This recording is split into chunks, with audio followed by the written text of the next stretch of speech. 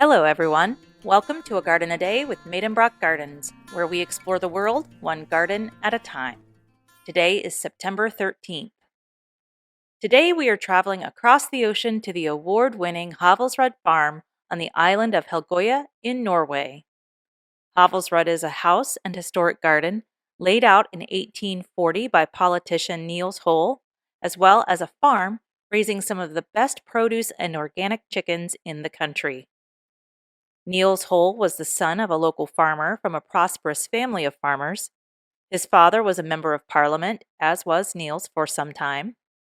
Niels designed his garden with a main axis running through the center. Symmetry was key to the design, with precise pathways laid out between separate garden areas. He documented his plantings, which are still in the possession of the current owners of Hovelsrud. A drawing of the garden was made in the 1880s, and with those documents, the current owners were able to complete a near-perfect restoration of the garden between 2009 and 2012. In addition to the formal garden, there's also a kitchen garden. Today, the garden grows fruits, vegetables, and herbs that were grown in the 1800s, and they do it all with organic growing methods.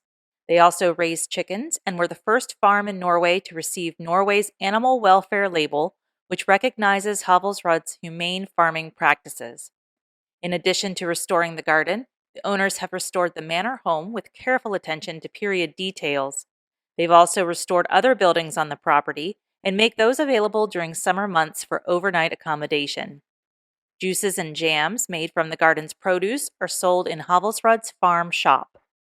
The garden is open to visitors in June, July, and August, so we've missed it for this year, but there's always next year. Well, that's about it for today's garden visit. Join me here tomorrow to find out where we're going next. As a reminder, you can subscribe, like, or follow this podcast at any of the podcast listening places.